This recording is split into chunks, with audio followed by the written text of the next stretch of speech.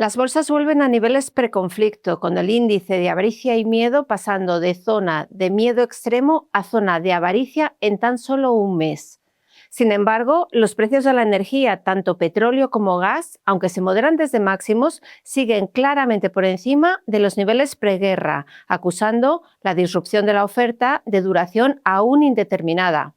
En la misma línea, la renta fija acusa la expectativa de mayor inflación por mayores costes energéticos y otros, entre ellos fertilizantes, que podría tener impacto en las políticas monetarias de los bancos centrales. En cuanto a otros activos, el dólar ha servido de refugio temporal como el activo más líquido, pero el contexto geopolítico apunta a una mayor debilidad a medio plazo por la creciente desconfianza hacia Estados Unidos. Mientras, el oro, donde hemos visto tomas de beneficios después de una subida intensa en 2023-2025 superior al 100%, mantiene sus apoyos de fondo, como son la protección ante una mayor inflación y el incesante incremento de deuda pública. Aún pendientes de cuándo y cómo finalizará el conflicto y se restablecerá un flujo normalizado de energía, tenemos algunas convicciones y muchas dudas.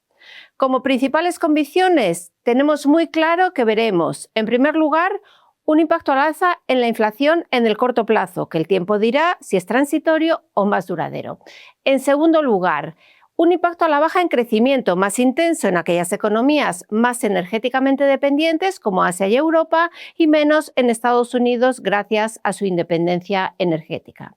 En tercer lugar, un potencial impacto negativo en resultados empresariales vía márgenes y o demanda. Y en cuarto lugar, tenemos unos bancos centrales que deberán enfrentarse a mayores presiones inflacionistas, al menos en el corto plazo. Sin embargo, la magnitud de los impactos en inflación y crecimiento dependerá totalmente de cuánto dure la disrupción en la oferta de energía, los potenciales efectos de segunda ronda en precios de ventas al consumidor y en salarios de los trabajadores y del grado de dependencia energética de cada economía. Consideramos que los impactos durarán más tiempo del que descuenta el mercado ante el bloqueo de Hormuz y los ataques a infraestructuras energéticas, que previsiblemente mantendrán los precios energéticos altos durante una larga temporada, sin olvidar que Hormuz es también un punto crítico del paso de fertilizantes con impacto en precios de alimentos, de helio con impacto en semiconductores o de petroquímicos fundamentales para el textil o el packaging.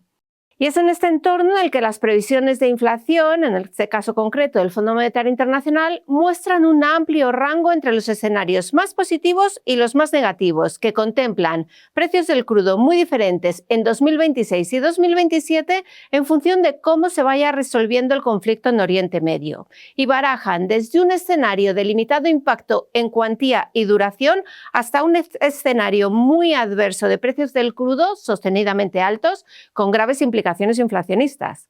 Por su parte, la presidenta del Banco Central Europeo afirma que la eurozona se situaría ya entre su escenario base y el escenario adverso en términos de inflación. Por lo que respecta al crecimiento, la elevada incertidumbre ante el shock energético complica también las estimaciones. Con un escenario base en el que las previsiones de PIB apenas se revisan a la baja, un par de décimas, pero con dos escenarios alternativos que incorporan una mayor duración del conflicto y una infraestructura energética seriamente dañada y que llevan a una notable ralentización del crecimiento económico global, que en el caso más adverso se sitúa en el 2%, que es el nivel que el FMI considera como recesión global. Como vemos, por tanto, los rangos de estimación son muy amplios, tan amplios como la incertidumbre que existe sobre el fin de la guerra y la reanudación del flujo de energía. Pero con la convicción de que las economías más afectadas serán aquellas más dependientes de la energía, volvemos a repetir, Asia y Europa, frente a un Estados Unidos que se beneficiará de su independencia energética. En lo que respecta a los tipos de intervención, los bancos centrales tendrán que mantener tipos altos por más tiempo en un contexto de mayores presiones inflacionistas.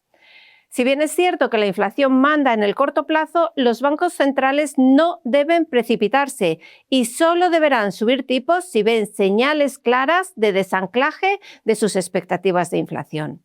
Por el momento esperamos que adopten una actitud de esperar y ver en sus reuniones de abril. La Fed el día 29, el Banco Central Europeo el día 30. No preveemos cambios por el momento. En el caso concreto del Banco Central Europeo, recordamos que el shock actual, es un shock de oferta, es muy diferente al de 2022, que conjugaba un shock de oferta con un shock de demanda con la salida del COVID, como también es muy distinta la situación de tipos. En aquel entonces, en 2022, eran negativos, tipo de depósito menos 0,5 frente a neutrales 2% hoy, con lo cual creemos que no debe precipitarse en una subida de tipos. Eso sí, el Banco Central Europeo reforzará su data dependencia para evitar los tan temidos efectos de segunda ronda y no descartamos una subida de 25 puntos básicos para asegurarse de que la inflación está bien controlada. Recordamos que el mercado ahora mismo descuenta 2 subidas para el año y no descontaba ninguna antes del conflicto.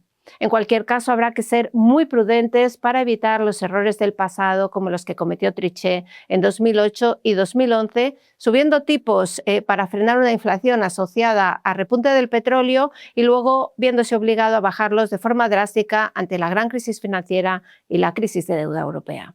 En el caso de la Fed, podríamos ver al menos un recorte de 25 puntos básicos para afrontar la desaceleración del empleo, teniendo en cuenta el doble objetivo de la Fed de inflación y empleo y así permitirle acercarse a tipos neutrales. De todas maneras, esta bajada compara con 3 bajadas previstas preconflicto.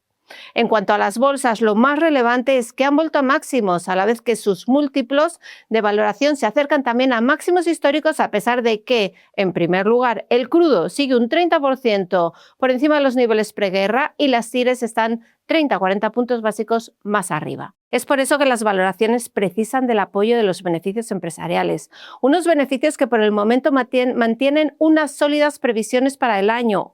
Incluso hemos visto una revisión al alza de BPAs desde el inicio del conflicto, fundamentalmente por el sector energía, pero donde consideramos que existe riesgo a la baja, en primer lugar por los mayores costes de producción y en segundo lugar por una potencial menor demanda, por lo que esperamos unas guías cautas en la presentación de resultados del primer trimestre. En este contexto, consideramos que se impone la prudencia y el ser muy selectivos por sectores y por valores. Consideramos que existen muchas incertidumbres, pero también hay algo cada vez más claro. La autonomía estratégica es una necesidad. Ahí vemos la diferencia clara entre Estados Unidos y Europa. Y en el contexto actual hay sectores que salen reforzados. Por citar algunos, defensa, por las fuertes inversiones a futuro ante un mundo multipolar y una OTAN en entredicho. Energía y recursos naturales, para reducir dependencias, para apoyar el desarrollo también de la IA. Industria, entendido como economía industrial de guerra. El sector de infraestructuras, dada la importancia creciente de las cadenas de suministro ante las mayores tensiones geopolíticas, tecnología y digitalización e incluso banca en un contexto de tipos más altos por más tiempo y salvo que derivemos en el peor escenario, que sería el de recesión. Seguiremos muy pendientes de la evolución del conflicto para poder cuantificar cuál es su impacto final en crecimiento, en inflación, en tipos de interés y también en resultados empresariales y, por tanto, en las bolsas. Muchas gracias.